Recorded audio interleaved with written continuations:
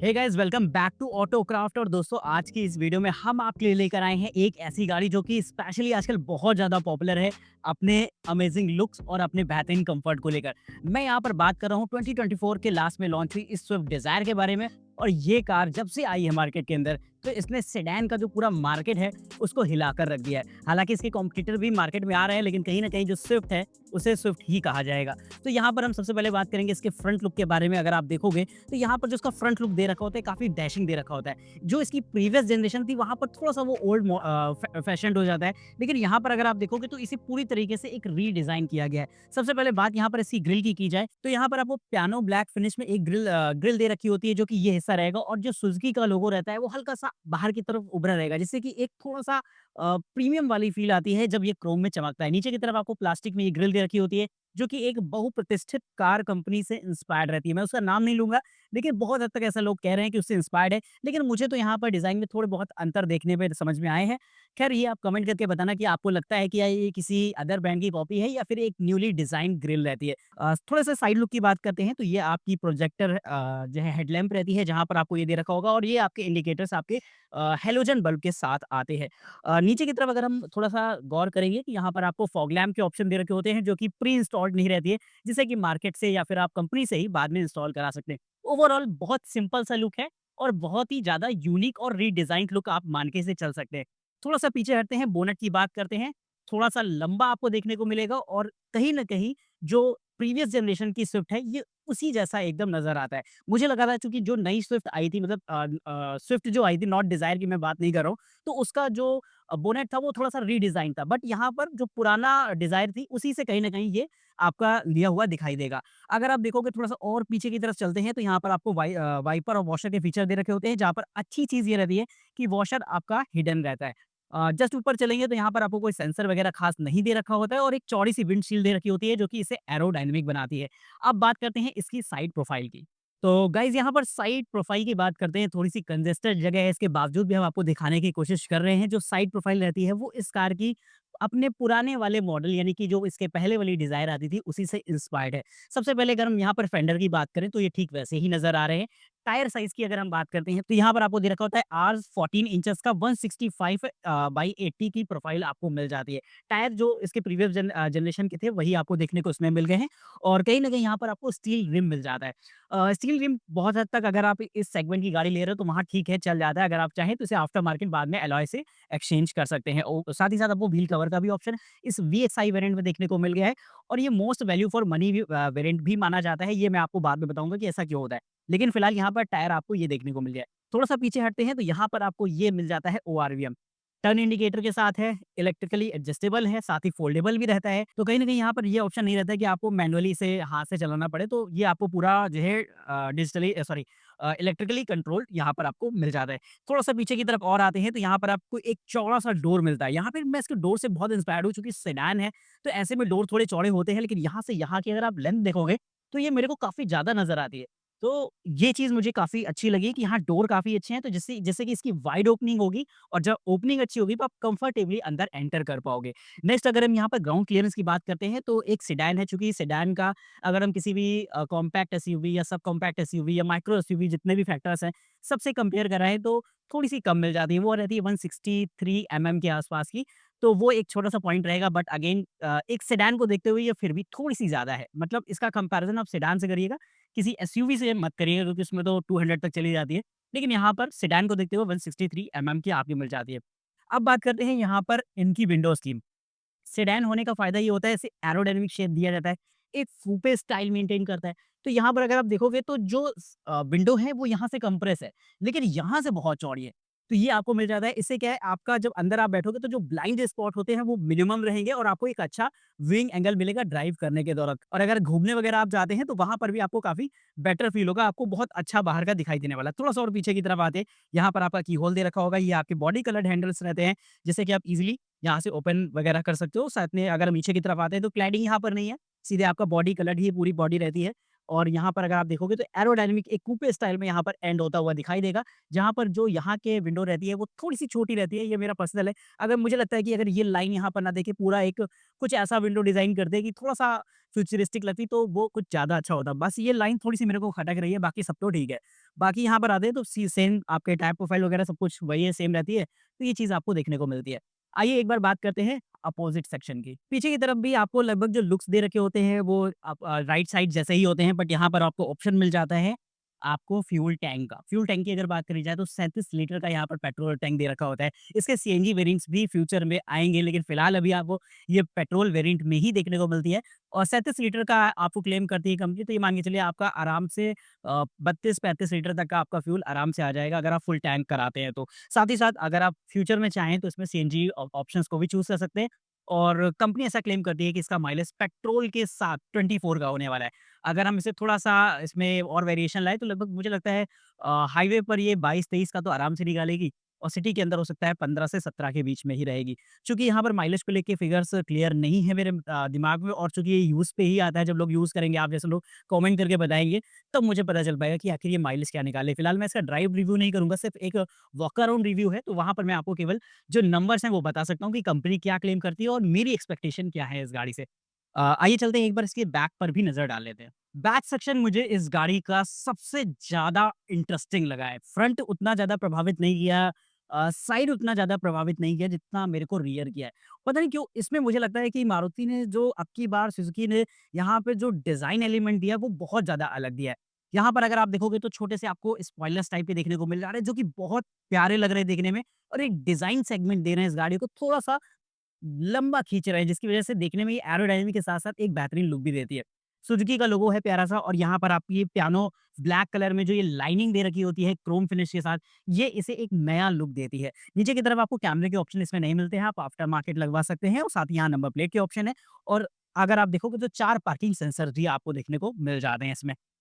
एक बार हम लाइट्स की बात कर लेते हैं, तो यहाँ पर अगर आप लाइट्स को देखोगे, यहाँ पर आपको एकदम ट्रायंगल शेप में ये लाइट्स देखने को मिलती है, जो कि बहुत ज़्यादा प्यारी लगेंगी देखने में। ये पोर्शन आपका एलईडी होता है, बाकी तो आपको बल्ब वगैरह इसमें दे रखे होते हैं। ओवरऑल इसकी लाइटिंग बहुत प्यारी लगने वाली है। इसके बैक में एक चीज़ मेरे को और अच्छी लगी, हालाँकि यहाँ पर आपको वाइपर का तो फीचर नहीं मिलता है, टेल लैंप मिल जाती है, लेकिन आपको डिफॉगर ज़रूर मिल जाता है, जिससे कि बारिश के वक़्त में ये काफ़ी हेल्पफुल होगा और ऊपर की तरफ आपको शार्क फिन एंटीना भी मिल जाता है देखने के लिए। अब चलिए एक बार इंटीरियर को भी जज करते हैं कि कैसा रहने वाला है। इस गाड़ी में एक चीज़ मैं आपको और बताना चाहूँगा कि इसमें आपको 1.2 लीटर का पेट्रोल इंजन मिल जाता है, जो कि 3 सिलेंडर इंजन रहता है और 80 बीएचपी की ये पावर प्रोड्यूस करता है और साथ ही 111 न्यूटन मीटर का टॉर्क और ये 5 गियर स्पीड ट्रांसमिशन के साथ आता है, जहाँ पर आपको फ्यूल एफिशिएंसी के साथ बेहतरीन परफॉर्मेंस भी मिलेगी। तो मारुति के इंजन काफ़ी स्मूथ होते हैं, काफ़ी रिफाइन होते हैं और बहुत ही लो मेंटेनेंस कॉस्ट करते हैं। तो ओवरऑल आपको जो परफॉर्मेंस मिलने वाली है इस इंजन की, वो एक नंबर रहेगी। गाड़ी के अंदर एंट्री करने से पहले मैंने सोचा एक बार आपको चाबी दिखा देते हैं। चाबी आपकी वही ट्रेडिशनल सुज़ुकी की रहने वाली है, जहाँ पर कोई भी चेंजेस नहीं मिले हैं।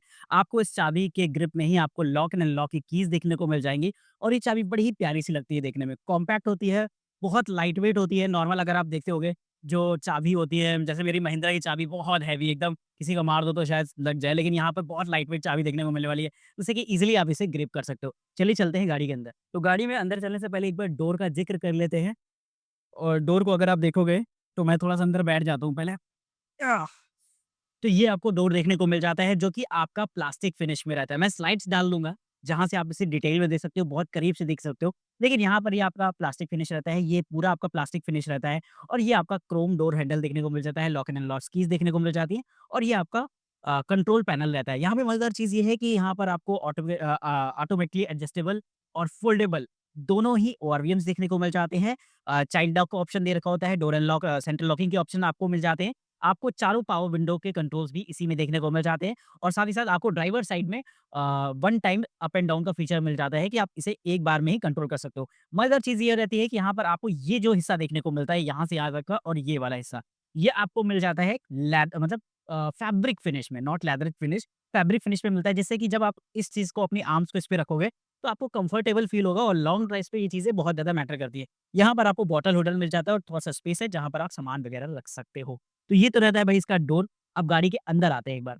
गाड़ी के अंदर आने के बाद सबसे जो मज़ेदार चीज़ें मुझे यहाँ पर लगी हैं वो है इनकी बकेट सीट्स। अगर आप सीट्स को देखोगे तो बहुत अच्छा यहाँ पर आपको बैक सपोर्ट दे रखा होता है और ड्राइवर साइड के लिए यहाँ पर अलग से व्यवस्था ये है कि यहाँ पर आप हाइट भी एडजस्ट कर सकते हो सीट की और साथ ही साथ आप आगे-पीछे तो कर ही सकते हो और ये बैक एडजस्टमेंट के सो ऑप्शंस आपको मिल ही जाते हैं। तो ड्राइवर साइड की जो सीट है उसे कंफर्टेबल बनाने पर खासा ध्यान दिया गया है इस गाड़ी में। यहाँ पर अगर हम गाड़ी को ऑन करते हैं तो सबसे पहले तो आपको ये प्यारा-सा इंस्ट्रूमेंट क्लस्टर देखने को मिल जाता है जो कि देखने में काफ़ी अच्छा लग रहा है।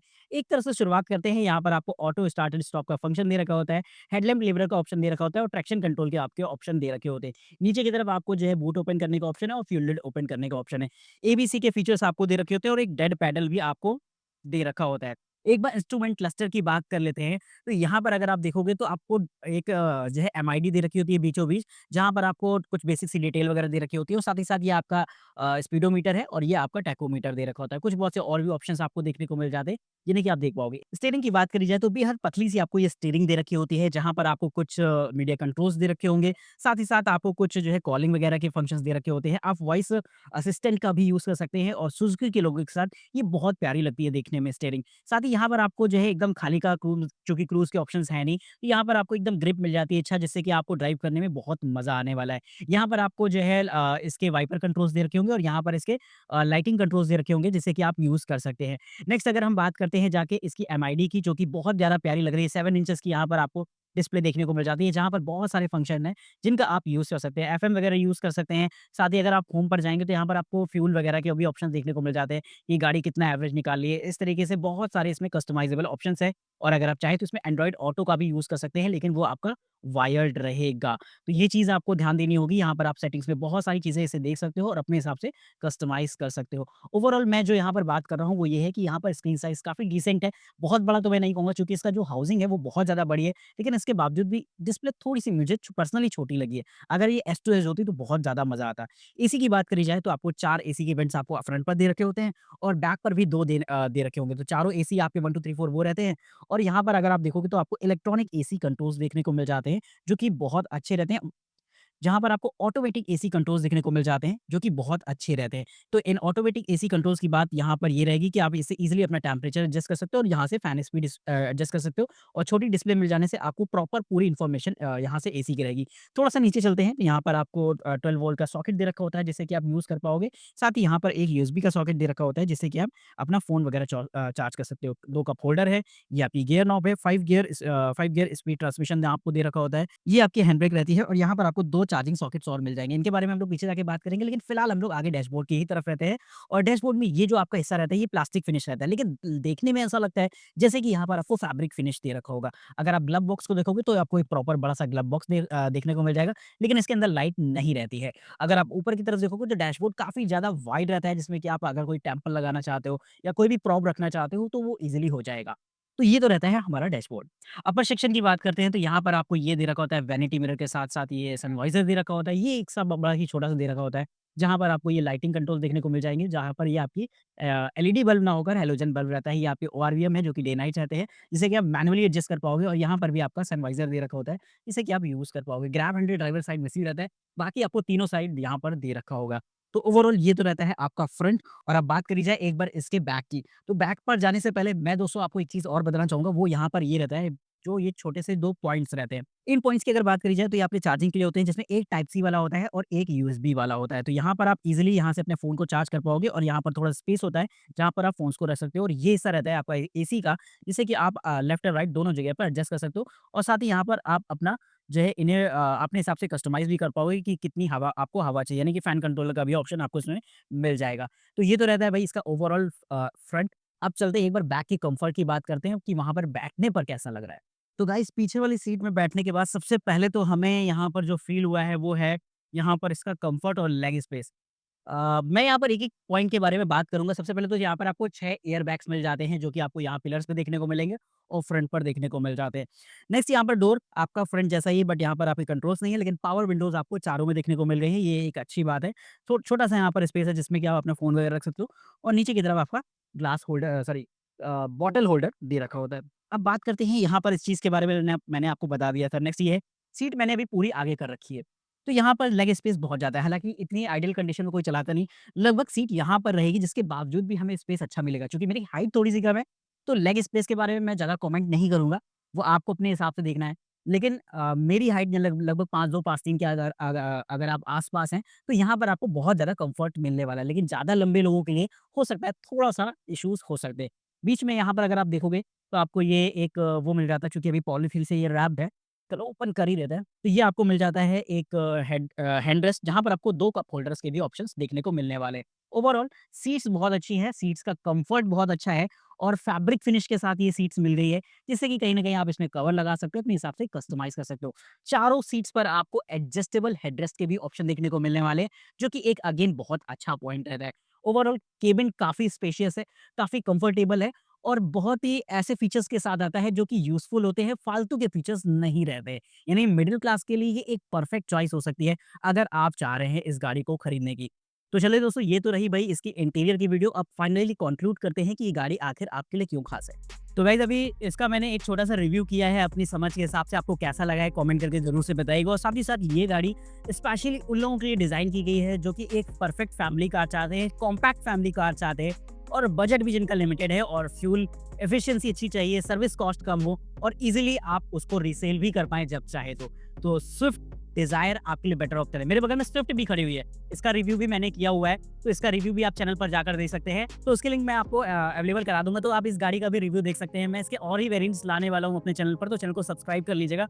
और ये दोनों गाड़ी अपने-अपने सेगमेंट की किंग मानी जाती हैं और इनसे बेटर कोई ऑप्शन नहीं है। फिलहाल आप स्विफ्ट डिज़ायर के बारे में बताइएगा कि आपको ये गाड़ी कैसी लगी है? पसंद आई हो तो इस वीडियो को लाइक करिएगा, शेयर कर दीजिएगा और कहीं न कहीं चैनल को सब्सक्राइब करना बिल्कुल मत भूलिएगा। तब तक के लिए नमस्कार दोस्तों, जय हिंद, वंदे मातरम।